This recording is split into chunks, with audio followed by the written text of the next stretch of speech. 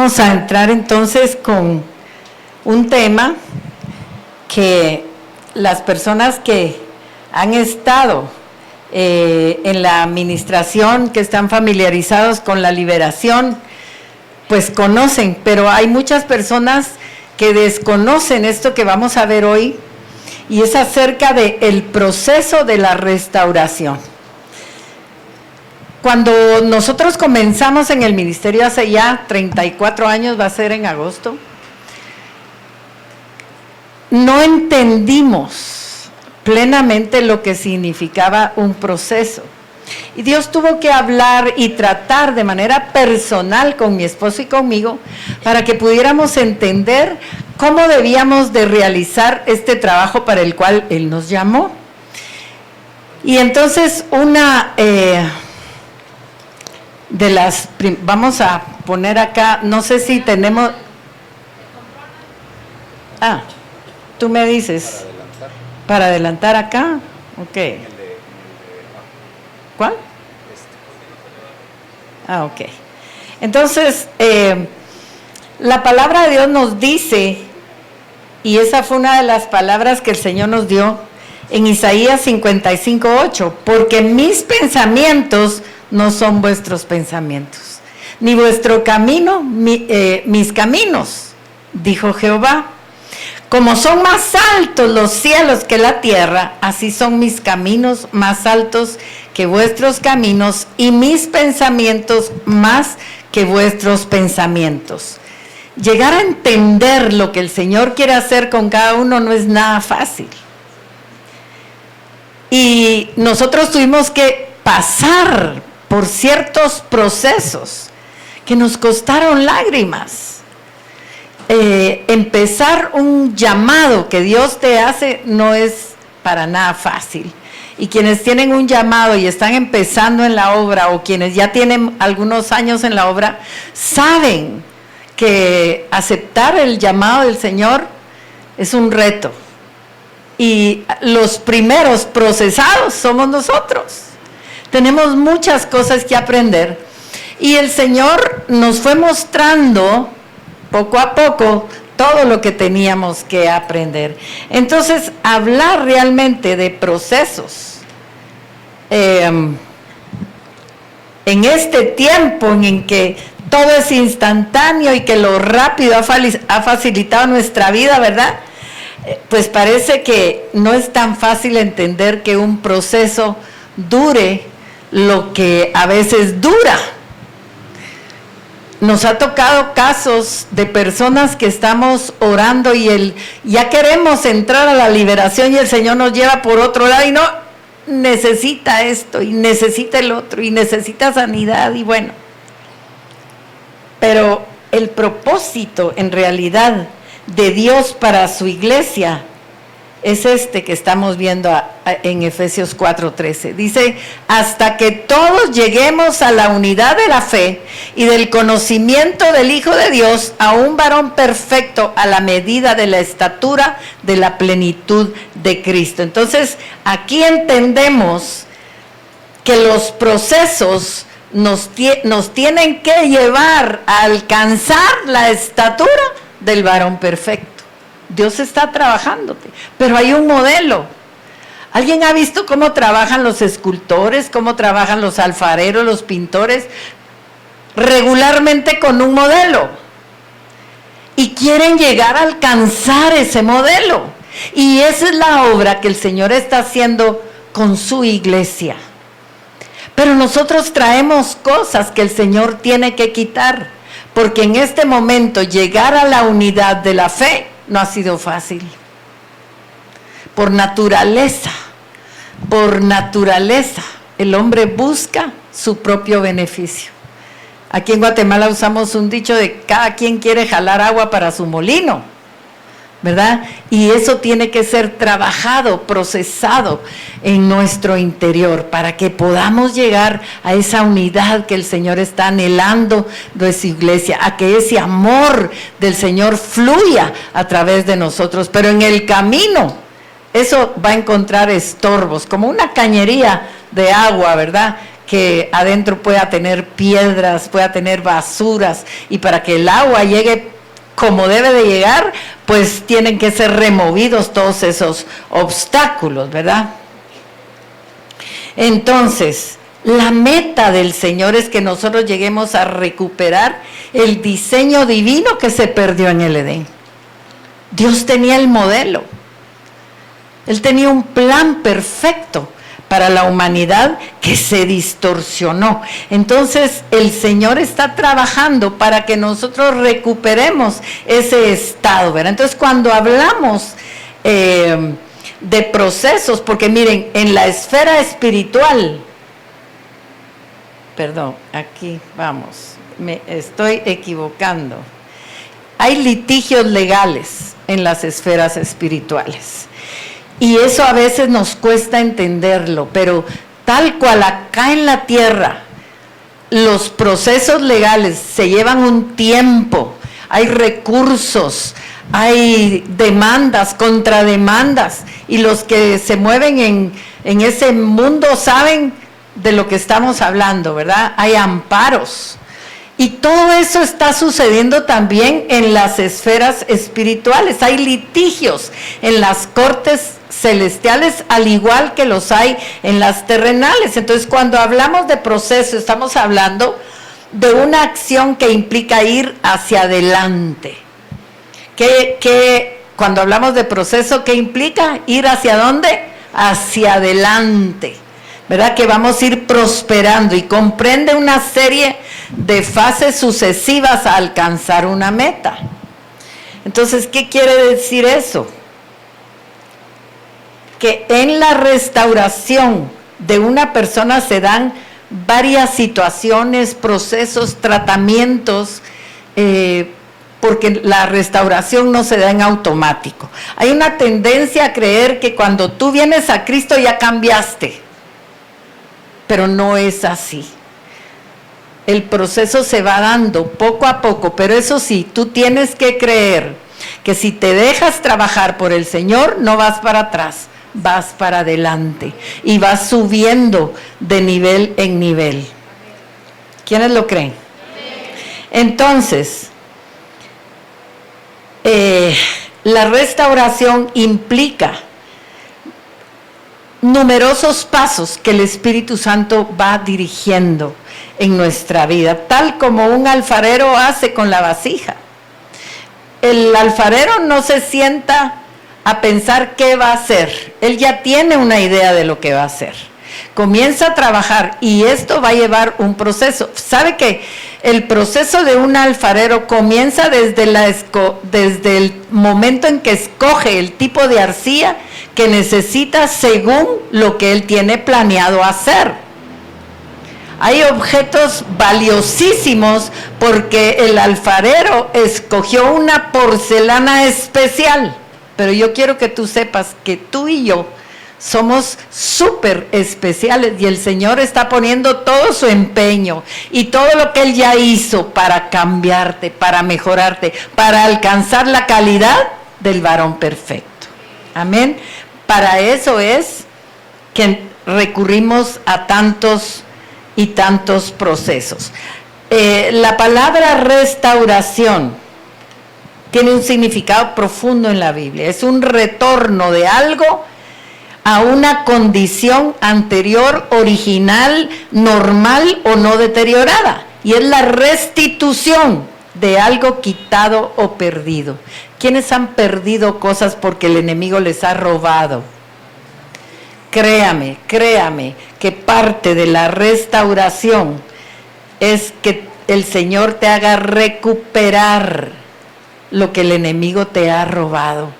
Hay quienes por derechos legales, por los litigios que están en las cortes celestiales, han perdido bienes, han perdido cosas, han perdido honra. Pero el Señor, parte de la restauración es que recuperes lo que has perdido. Y quiero que vean lo siguiente. Esta es la introducción al tema, pero voy a tratar de correr. Dice el Señor: yo os restituiré. Eso es parte de la restauración, que el Señor te restituya. Dice, los años que comió la langosta, el saltón, el revoltón y la oruga, mi gran ejército que envié contra vosotros, comeréis hasta saciaros y alabaréis el nombre de Jehová vuestro Dios, el cual hizo maravillas con vosotros y nunca jamás será mi pueblo avergonzado. Miren, no es fácil entender esta palabra cuando uno está pasando procesos difíciles. Y durante esos procesos pasamos una escuela de formación. Nosotros tuvimos un tiempo con mi esposo de vivir mucha escasez, pero mucha escasez. Y en ese proceso el Señor me ordenó profetizar sobre mis alacenas. Estaban vacías, teníamos lo del día, y yo empecé a profetizar que se llenaban. Cosas que uno aprende en los procesos, por eso es que a veces se alargan, pero tú estás aprendiendo. Y empecé a declarar, esto se llena porque el Señor restituirá los años que comió la oruga, el saltón, el revoltón, ya, esta palabra. Y bueno, al día siguiente no pasó nada, ni al mes, ni a los 2 meses, pero vino un tiempo en cuanto fueron quitándole los derechos al enemigo que tenía sobre nuestras finanzas por pactos.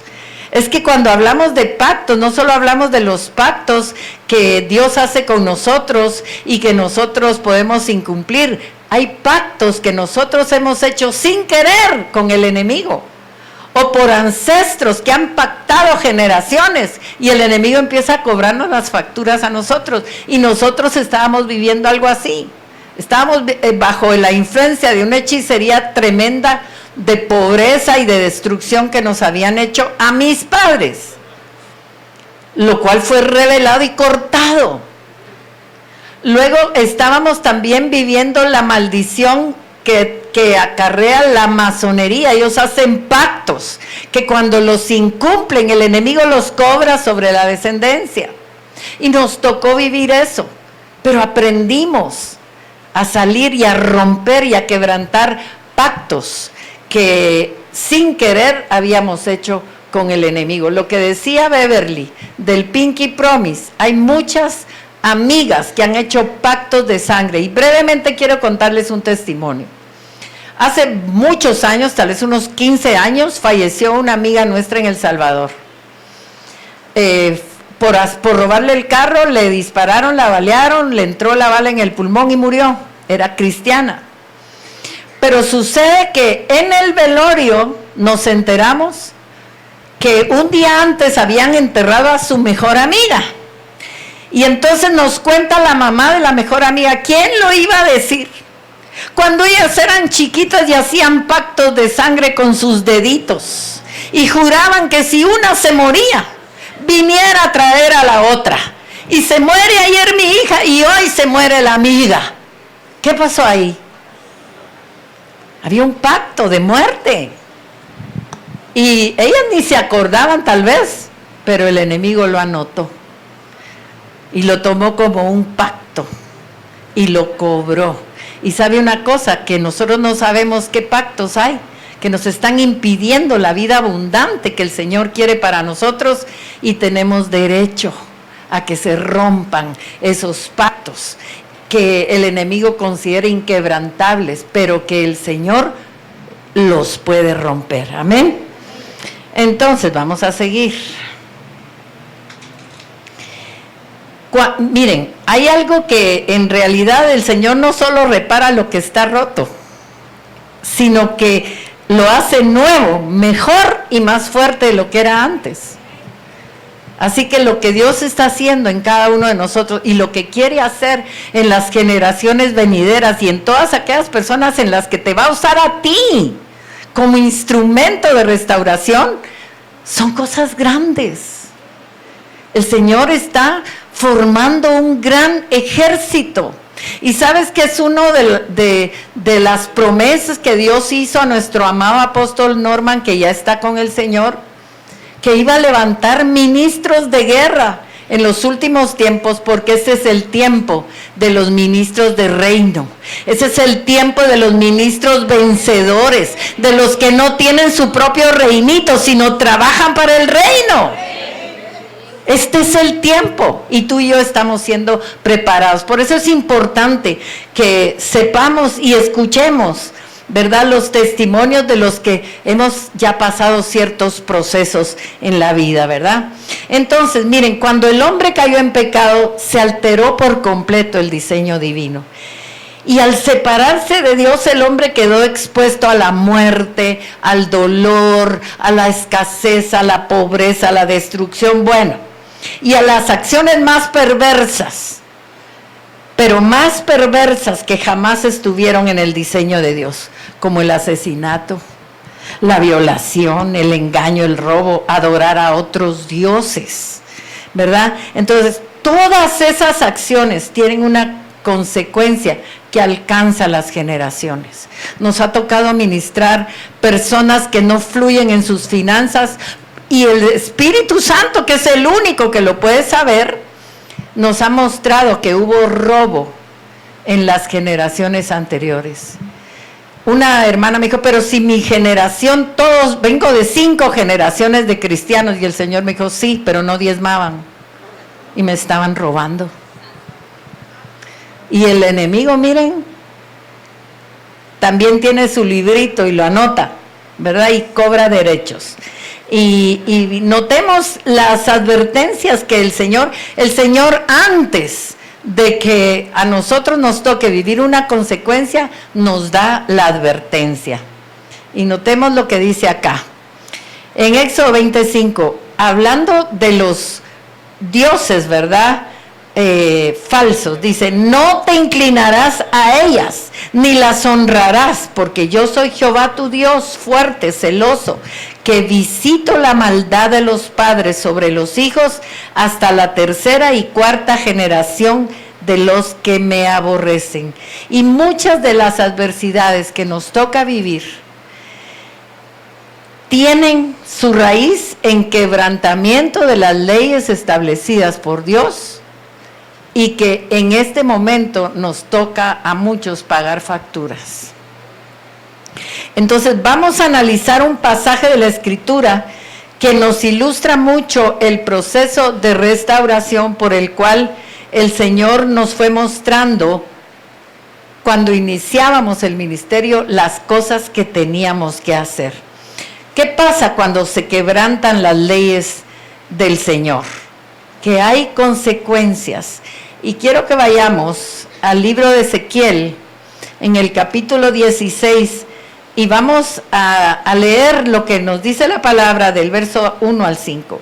Vino a mí palabra de Jehová diciendo, hijo de hombre, notifica a Jerusalén sus abominaciones, y di, así ha dicho Jehová el Señor sobre Jerusalén, tu origen, tu nacimiento es de la tierra de Canaán. Tu padre fue amorreo y tu madre etea. Y en cuanto a tu nacimiento, el día que naciste no fue cortado tu ombligo, ni fuiste lavada con aguas para limpiarte, ni salada con sal, ni fuiste envuelta con fajas. No hubo ojo que se compadeciese de ti para hacerte algo de esto, teniendo de ti misericordia, sino que fuiste arrojada sobre la faz del campo con menosprecio de tu vida en el día que naciste. Entonces, en el versículo 2 entendemos para quién era el mensaje. El profeta tenía que dar un mensaje. Y dice, notifica a quién. A Jerusalén sus abominaciones. Entonces tenemos que entender que la restauración es un proceso que es exclusivamente para el pueblo de Dios. El Señor no restaura en el mundo, el Señor restaura a su pueblo, ¿verdad? Entonces, en el contexto histórico del capítulo 16 del libro de Ezequiel, se sitúa durante el exilio de Judá a Babilonia, alrededor de 597 años antes de Cristo. Ellos estaban cautivos y posiblemente les asaltaba la duda, ¿cómo es posible? Fuimos esclavos en Egipto, fuimos sacados a libertad y ahora estamos nosotros esclavos. Y es la pregunta que muchos hijos de Dios se hacen. ¿Cómo es posible? El Señor me sacó de la esclavitud del pecado, me sacó de la potestad de las tinieblas al reino de su amado Hijo y aquí estoy yo. No fluyen las finanzas, no puedo dejar este pecado, estoy atado a un vicio o tengo muchas opresiones y se hacen la misma pregunta. Y aquí el Señor está diciendo que se le notificara. Entonces, piense un momento, ¿en qué área, como hijo de Dios, como hija de Dios, usted no está viviendo la vida en abundancia que Jesús vino a darnos? Posiblemente pueda decir en lo económico, en lo sentimental, en la vida matrimonial, en la vida laboral.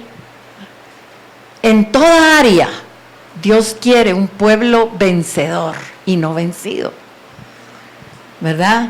Pero para que usted pueda decir que es vencedor, ¿qué tiene que pasar? Que usted tiene que enfrentar una lucha, ¿verdad? Tiene que pasar un proceso, ¿verdad? Entonces, en este pasaje también el Señor se refiere específicamente a las abominaciones. Y miren, en la Biblia el pecado se refiere a cualquier acto o pensamiento que transgrede los mandatos y las leyes del Señor, ¿verdad? Pero la abominación se refiere a acciones o cosas que son particularmente repugnantes delante de Dios. Y a menudo representa una violación grave de la ley o un rechazo de la voluntad de Dios. En esencia, todas las abominaciones son pecados, pero no todos los pecados son abominaciones. Esto es algo que es bueno que lo tengamos claro. Entonces, usted ya sabe, el pecado es un término amplio que abarca cualquier desviación de la voluntad de Dios, pero la abominación se refiere a algo que es particularmente repugnante. Entonces vamos a ver ejemplos de abominaciones. Por ejemplo, la idolatría, el ocultismo, las prácticas sexuales inmorales o cualquier otra acción que sea una violación grave de la ley de Dios. Entonces, las abominaciones tienen consecuencias muy severas para los descendientes. ¿Por qué? Porque generalmente las personas que practican el ocultismo para tener poderes invocan presencias malignas a las cuales les hacen promesas, pactos inquebrantables. Nos tocó ministrar a una mujer que había tenido una experiencia increíble, murió, fue al infierno, el Señor la llevó a ver. En el infierno tuvo una batalla verbal con el propio Satanás, lo venció por la palabra, regresa, el Señor la resucita, la sana, y pasa el tiempo, y un día yo tengo un sueño, y me dice el Señor, la hermana fulana de tal, la que dio el testimonio, ¿verdad? Es la 6ª generación de un brujo que pactó 7 generaciones. Y cuando venga le van a dar 7 vueltas. Y yo, ay Señor, pero si ella no es de la iglesia, y como no sé ni dónde localizarla. Pero cuando Dios dice una cosa, las cosas son perfectas y suceden. Ese día teníamos intercesión y ese día llegó la hermana, porque Dios la envió. Me dijo, no sé ni por qué, el Señor me dijo que viniera hoy, yo sí sé por qué, le dije. Y entonces oramos, pero imagínense, ella nos contó, es cierto, dijo, es cierto, yo tenía un tío brujo que sacaba billetes de su boca de alta denominación y nos decían, vayan a gastarlo rapidito porque si no se van a desaparecer. Y allá íbamos, dice, a gastarnos el dinero pactado, ¿verdad? Y la hermana tenía serios problemas, pero el Señor es tan fiel, es tan poderoso que la pudo sacar de ahí, ¿verdad? Pactos por ocultismo, la mayoría de nosotros, y lo vamos a ver, tenemos más de algo. ¿Qué hubo en nuestra familia? ¿Qué pactos se hicieron en los ancestros? No lo podemos saber a menos que el Espíritu Santo lo revele. Entonces el Señor les dice que su origen es de la tierra de Canaán. ¿Y qué había en Canaán? Vamos a notar la advertencia que el Señor hace a su pueblo cuando iban a entrar a Canaán. Y notemos que Canaán era cuna de ocultismo. Porque mire lo que dice Deuteronomio 18:9. Cuando entres a la tierra que Jehová tu Dios te da, no aprenderás a hacer según las abominaciones. Mire, no le dijo pecados, les dice abominaciones de aquellas naciones. No sea hallado en ti quien haga pasar a su hijo o a su hija por el fuego, ni quien practique adivinación, ni agorero, ni sortílego, ni hechicero, ni encantador, ni adivino, ni mago, ni quien consulte a los muertos. Porque es abominación para con Jehová cualquiera que hace estas cosas. Y por estas abominaciones, Jehová tu Dios echa estas naciones de delante de ti. Perfecto serás delante de Jehová tu Dios. Porque estas naciones que vas a heredar a agoreros y adivinos oyen, mas a ti no te ha permitido esto Jehová tu Dios.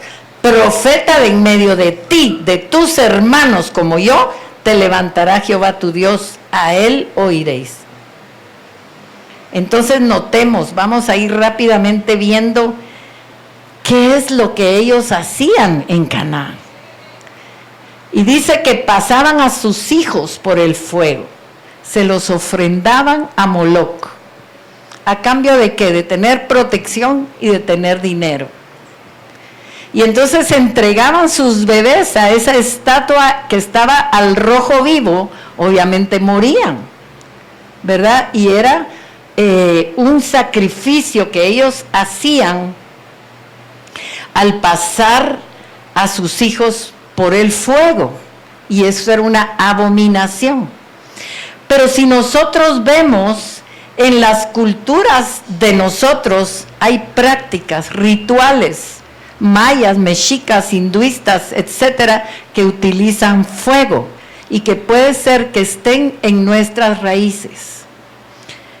Pero no solo eso, entre las cosas que el Señor nos mostró, que cuando alguien ha puesto velas a tu nombre, te está pactando con fuego a un ídolo, porque generalmente esas velas se las ponen a un ídolo, ¿verdad? Y la persona no lo hizo por mal, pero te pactó con fuego. Y son cosas que uno tiene que saber cuando ministra, porque hay que preguntar. Nosotros no somos adivinos, y el Señor sí nos va a revelar las cosas muy escondidas, los secretos muy guardados, pero nosotros tenemos también que investigar qué ha pasado. Y muchos de nosotros traemos raíces idolátricas, que fueron abominaciones que se cometieron y que nos pueden tener atados. Y se los digo por experiencia. Y otra cosa, sucedió en el ministerio un matrimonio que no prosperaban, ni espiritualmente, ni económicamente, ni como matrimonio, hasta que viene un día el Señor, hagamos un ayuno, ¿qué pasó aquí? Y nos va mostrando el Señor que sus parientes estaban poniendo velas para que regresaran a la iglesia tradicional. Son cosas que uno no sabe que están pasando, pero que tienen que romperse, porque son abominaciones que se están cometiendo en la actualidad, ¿verdad? Entonces, vemos también que el Señor se refiere a otras prácticas de ocultismo como ni quien practique adivinación. Y practicar la adivinación es descubrir conocimientos ocultos del futuro y está relacionada con la predicción de la suerte o la videncia como solía llamarse, ¿verdad? Créanme, mis amados, que aún dentro de la iglesia Hay corazones que están anhelando la adivinación y buscan a los profetas. Y el profeta no tiene un llamado para decirte cosas intrascendentes, como la mayoría espera, como hacen los adivinos. Pero ahí hay gente cristiana que va de profeta en profeta porque de su corazón no ha sido desarraigada esa abominación de buscar la adivinación. Es una abominación querer saber adivinar el futuro. Entonces, miren, desde la antigüedad la gente ha utilizado la adivinación y tiene una fascinación. Yo la tuve y caí en la lectura de las cartas. Me costó, el Señor me sacó de ahí. Tuve una liberación impresionante. La primera liberación que yo tuve en mi vida fue porque el Señor me sacó de ese deseo de saber, de conocer el futuro. Me metí en la lectura de las cartas, las aprendí a tirar y yo creía que me estaba inventando las cosas y me decía, ay, sí es cierto lo que me dijo. Un espíritu pitónico vino a mí y me tenía bien agarrada y la liberación que tuve fue bien fuerte. Entonces, hay muchas formas de adivinar. Cuando uno va a España, hay un montón de mujeres que te ofrecen una ramita de romero, pero lo que quieren es leerte la mano. Y ahí va la gente, ay, me leyeron la mano, ya te contaminaron. Miren, una vez entró una mujer, yo tenía 17 años, ya estaba trabajando, y entró una gitana. Saca tu mejor billete. Y yo saco mi mejor billete porque yo creía en todo eso, ¿verdad? Me lo pongo y te voy a leer la mano. Me quitó el billete y se fue y ni me leyó nada. Pero ¿sabe qué hizo el diablo? Me contaminó las finanzas. Me ató. Cuando ya estaba en el Señor me desató de esa experiencia. Parecen cosas que no tienen importancia, la gente lo toma como un juego, pero son abominaciones que traen consecuencias, ataduras, ¿verdad? Que solo el Señor puede romper. Veamos entonces, dice, ni agorero. ¿Quiénes son los agoreros? Los agoreros son aquellos que buscan adivinar a través del movimiento de la naturaleza, del canto de las aves, predicen males o desdichas por el canto de las aves. ¿Quiénes han escuchado que dicen cuando el tecolote canta? Ah, ¿verdad que lo saben? Es que es muy común. Ajá, cuando el tecolote canta el indio muere. ¿Por qué dicen eso? Porque no es cierto, pero sucede.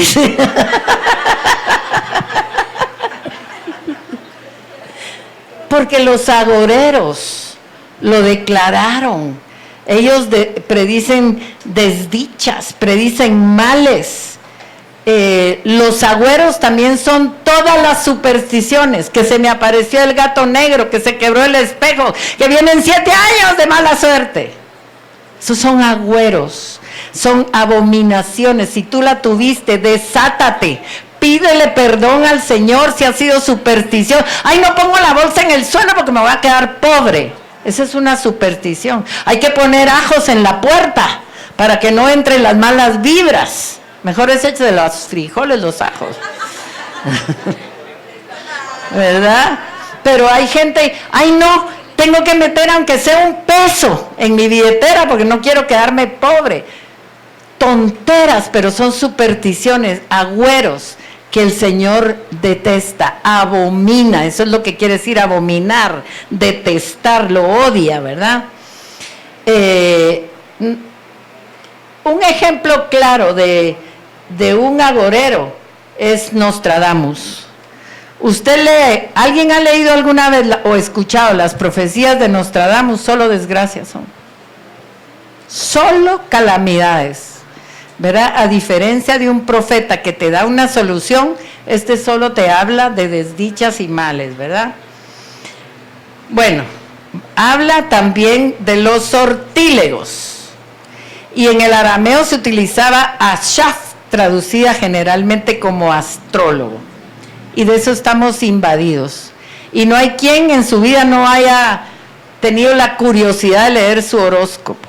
o que le hicieron la carta astral, o que mi mamá tenía la influencia del signo de Escorpio, entonces era vengativa porque era escorpión, o que mi papá era de doble ánimo porque era Géminis. ¿No han oído eso? Y tenía doble personalidad.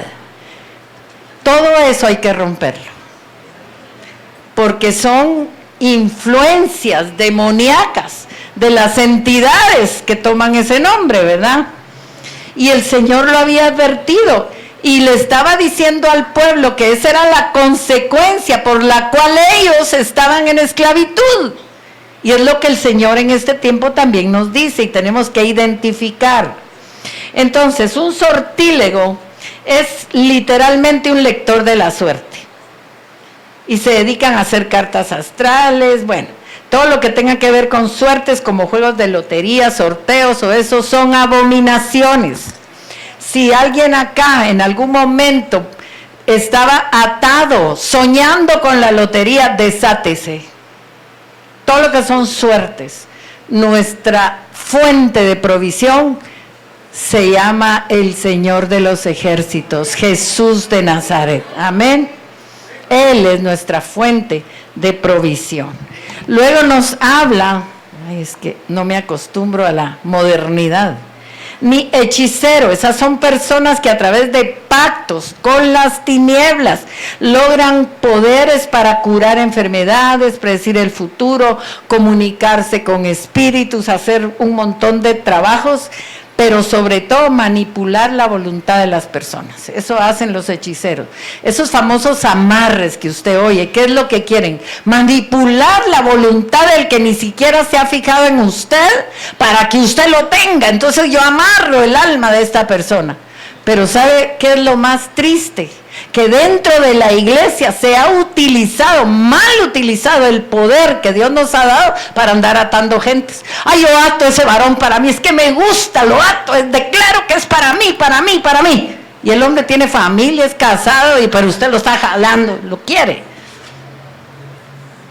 Son abominaciones que se están dando en la actualidad.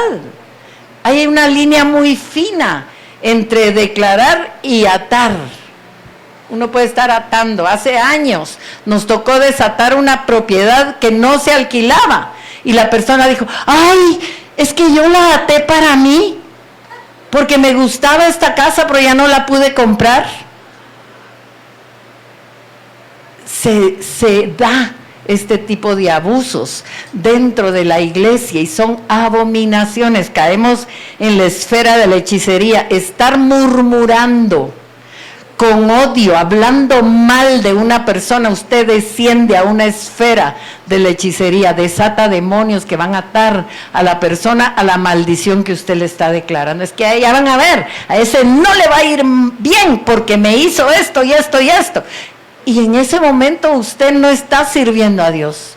Usted está siendo instrumento del enemigo y cometiendo una abominación. Luego dice, ni encantador. Entre los encantadores. Bueno, un encantador es una persona que encanta o hace encantamientos, ¿verdad? Que manipula la mente de las personas, como en el mundo moderno sería la hipnosis. ¿Quiénes alguna vez los han hipnotizado? A mí me hipnotizaron una vez y nunca supe qué había hecho, pero el Señor me desató porque le dan a uno órdenes post-hipnóticas. Y era un aniversario de la empresa donde yo trabajaba y pasé al frente yo de voluntaria, ¿verdad? Como me gustaba todo y era una ignorante de las cosas del Señor y de sus mandatos. Y me contaban los compañeros que todo lo que me dijeron que tenía que hacer, lo hice. Eso es terrible. ¿Y cuántas personas hoy se han sometido o se someten a hipnosis? Es muy peligroso. Ahí hay un mover demoníaco, ¿verdad? Que toman la mente de las personas. Hay una invocación de espíritus que logran manipular nuestros pensamientos y las acciones de las personas, incluyendo su voluntad. Muchas personas han hecho cosas indebidas bajo efectos de órdenes post-hipnóticas. Son abominaciones. Luego dice, ni adivino, no vamos a entrar en mucha explicación porque es todo el que practica cualquier rama de la adivinación. Ni mago. ¿Qué son los magos? Gente que hace pactos con el enemigo. Es la manipulación de fuerzas sobrenaturales para lograr objetivos que parecieran imposibles. La magia se conoce en la Biblia desde los magos de Egipto, que trataban de imitar, de hecho imitaron todo lo que Moisés hacía. Pero ¿qué pasó? La serpiente, Moisés se devoró la serpiente. Estos son imitadores, pero hacen pactos. Y hay fuerzas poderosas que se mueven. Increíble, pero muchos de los gobiernos recurren a la magia para ganar. Y pactan las naciones. Y nosotros no sabemos si en nuestros ancestros hubo brujería, hechicería, si tal vez el abuelo hechizó a la abuela o viceversa, y nosotros hemos tenido problema tras problema en las generaciones, ¿verdad? Ni quien consulte a los muertos. Toda práctica de lo que conocemos como espiritismo que busca comunicarse con los muertos es una abominación al Señor y trae terribles consecuencias para la descendencia. Fíjese que estas prácticas eran tan fuertes que influenciaron al pueblo de Israel a pesar de haber sido advertidos. Ellos cayeron. Cuando hay lugares que se practica el ocultismo de una forma tremenda, como es en Haití, por ejemplo, si usted no está firme en el Señor y no está plenamente consciente del lugar al cual se va a ir a meter, mejor no vaya, porque puede caer bajo la influencia de lo que se está moviendo en ese ambiente, ¿verdad? Entonces, volviendo al pasaje de Ezequiel, cuando dice, tu padre fue amorreo y tu madre etea, se refiere no solamente a que se unieron en yugo desigual, posiblemente, sino a la enseñanza y a las costumbres que adquirieron a pesar de la advertencia de Dios. Los padres tienen una influencia poderosa sobre los hijos y lo que ellos practican se puede quedar enraizado en nuestro corazón. Hay cosas que nosotros tenemos que romper y quebrantar, y el Señor le estaba diciendo a ellos, ¿verdad?, que tenían que romper con ese poder de influencia de los padres sobre ellos. Entonces, en ese mismo capítulo de Ezequiel, el Señor habla de lo que se tiene que hacer, que es el proceso. Y dice, y en cuanto a tu nacimiento, el día que naciste, no fue cortado tu ombligo. ¿Qué quiere decir eso? Es una figura de ¿qué? De desatar, de cortar, de desarraigar, de romper, de liberación. Y no hay restauración si no pasas por liberación. Porque mientras ese ombligo esté sin cortar, tú estás atado a la influencia, a las maldiciones generacionales que están fluyendo, están viniendo sobre ti. Por eso es importantísimo que el primer paso de un nuevo creyente sea cortar el ombligo. Cortar, cortar, cortar. Es primario. Es lo primero que debe hacerse cuando una persona nace de nuevo. Luego dice el Señor, ni fuiste lavada con aguas para limpiarte. Ese es el proceso de la sanidad del alma. Si el alma no sana, miren, la mayoría de ataduras a veces provienen de heridas que traemos en el alma que son foco de contaminación. Gente que vivió abandono, gente que vivió traumas en la niñez o en la adolescencia y que está la herida ahí. Pues obviamente los espíritus que están rondando el ambiente van a tomar ventaja de esa herida si el Señor no la sana, si no fuiste lavado con aguas, ¿verdad? Necesitamos pasar por el proceso de limpieza del Señor.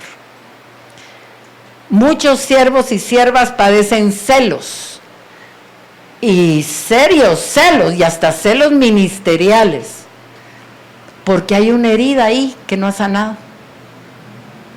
Porque hay un vacío ahí profundo que no ha sido llenado por completo por el Señor.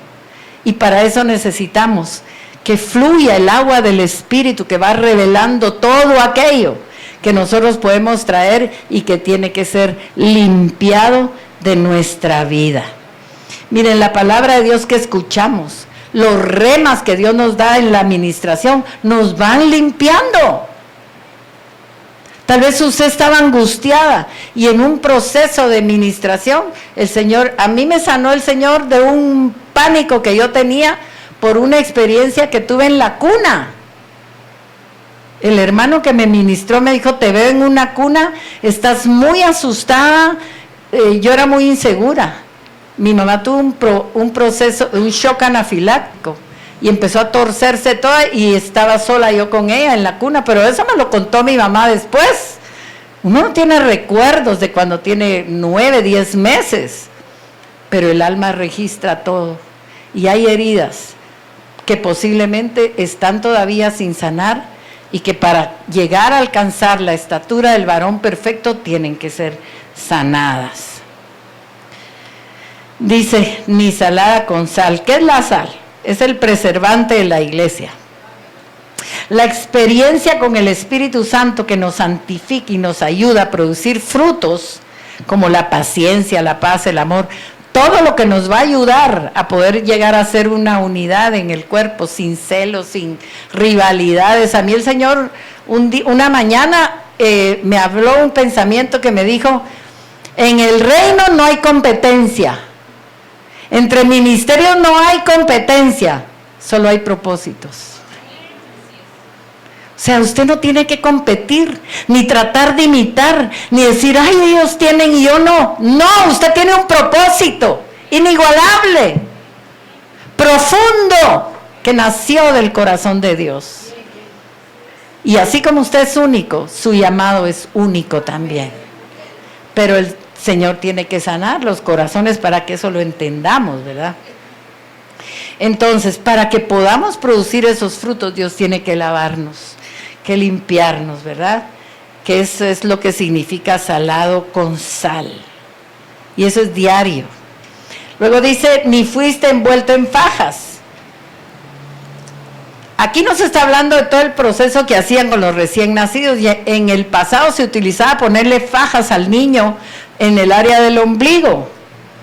Pero espiritualmente son esas disciplinas que nosotros, formatorias, que son necesarias en nuestra vida. Por ejemplo, usted recibe al Señor, pero usted no se puede quedar sin congregar. Porque en la congregación Dios va a enseñarle disciplinas. Le va a enseñar a asistir, le va a enseñar a ser fiel, le va a enseñar a ofrendar, a diezmar, a llegar a cierta hora, a tener compromisos. Son disciplinas. Y cuando la gente crece sin disciplina, es muy difícil formarla, ¿verdad? Por eso, en lo natural, al bebé se le ponía faja. Y alguien me decía, un pediatra me dijo, lástima que dejaron esa costumbre, porque la fajita le evitaba las hernias umbilicales a los bebés. Eso yo ni lo sabía, pero tenía una razón de ser, ¿verdad? Entonces, ahora, el Señor nos habla en este pasaje de quienes hacen esta labor. Mire lo que dice, no hubo ojo que se compadeciese de ti para hacerte algo de esto, teniendo de ti misericordia. Miren, para realizar esta labor, el Señor está levantando ministros que tengan misericordia. Dedicarle el tiempo a una persona, escucharla, vivir con ella, su proceso, nos enseña también a morir. Vamos muriendo al yo, porque estoy anteponiendo mi tiempo, mis gustos, mis ocupaciones para atender a alguien necesitado. Y eso solo se puede hacer por misericordia. La administración que el Señor da no es de ninguna manera lucrativa, es un acto de misericordia. Si usted estaba pensando, voy a cobrar tanto por hora de administración, olvídelo, ahí no va a pasar nada, ¿verdad? La obra que Dios hace liberando y sanando no tiene precio, mis amados. Dios se encarga de remunerar a los ministros, usted no tiene que pedirlo. Mire, a veces yo he oído siervos que ponen cierta tarifa, y digo yo, y a veces el Señor a mí me da más de lo que Él se pone de tarifa, porque le toca el corazón a alguien. Yo siempre teníamos como un lema con mi esposo: nunca traten de tocar el corazón de la gente, tóquenle el corazón a Dios y Él va a tocar el corazón de la gente. Y Dios nos ha suplido de unas formas increíbles. Teníamos que pagar una deuda, eso sí, el Señor a veces no llega temprano, pero nunca llega tarde. Teníamos que hacer un pago fuertísimo y teníamos un compromiso de irnos a México. Y un día antes, y no habíamos pagado, tocan a la puerta, una hermana que no era del ministerio. El Señor me urgió que te trajera esto, un sobre con la cantidad que teníamos que pagar. Dios es fiel, y cuando tú obras en obediencia a Él y por misericordia, Dios se va a encargar de suplirte todo lo que necesitas, absolutamente todo. Así que este es el tiempo que Dios está formando obreros que tengan misericordia. Amén. Mire lo que dice. ¿Qué pasa cuando alguien no te ha ministrado? Dice: fuiste arrojada sobre la faz del campo con menosprecio de tu vida en el día que naciste. ¿Qué quiere decir esto? Menosprecio de tu vida, expuesto a caer en pecado. Eso es morir. Si la gente no pasa por un proceso de restauración, está propenso a volver atrás. Y hemos visto gente que empieza en toda su emoción y quieren servir y quieren buscar, pero lo que traen, la atadura, los derechos legales, todo lo que traen no los deja avanzar. ¿Y qué hace el enemigo? Los regresa. De la misma atadura los jala y los regresa. Así que, mis amados, necesitamos el proceso de restauración para ser efectivos y no desviarnos ni a izquierda ni a derecha. ¿Quiénes quieren ponerse a la orden del Señor?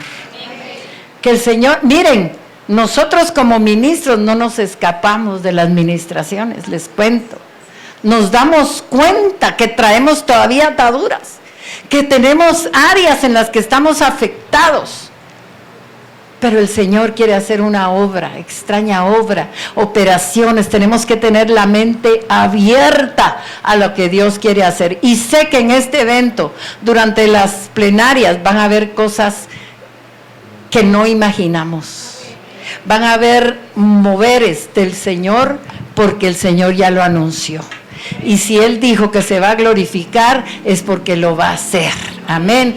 Así que vamos a orar. Póngase de pie un momentito y dígale: Señor, he aquí. Aquí estoy, Señor. Aquí estoy, Señor. Padre, tú conoces a cada uno de los que estamos acá. Tú nos has convocado, Señor, a este evento con un propósito, mi Dios. Gracias por cada ministro, por cada siervo, por cada sierva, Señor.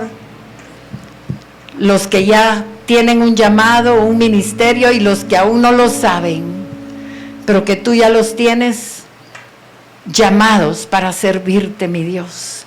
Sabemos que tu pueblo necesita ser restaurado, necesita ser liberado, y no hay muchos siervos que tengan misericordia para hacerlo, Padre. En esta hora nos ponemos a tu disposición, Señor. Aquí estamos, Padre, para que nos limpies, para que sigamos en ese proceso de restauración que tú has iniciado con muchos, para que algunos inicien ese proceso de restauración. Padre, yo te pido en el nombre de Jesús que durante este evento tú empieces a revelar qué pactos hubo en el pasado, qué ataduras hay en mis hermanos, qué entregas, Señor, qué pactos de fuego, qué abominaciones de adivinación todavía no han sido quitadas y desarraigadas. Muéstralo, Señor, para que tu pueblo pueda salir libre, para que tu pueblo pueda llevar conocimiento ahí donde es su lugar, donde tú los has plantado, mi Dios. En el nombre de Jesús, quita toda mentalidad que podamos tener de autosuficiencia. Siempre estamos aprendiendo de ti, Señor. Sabemos que tú siempre traes cosas nuevas.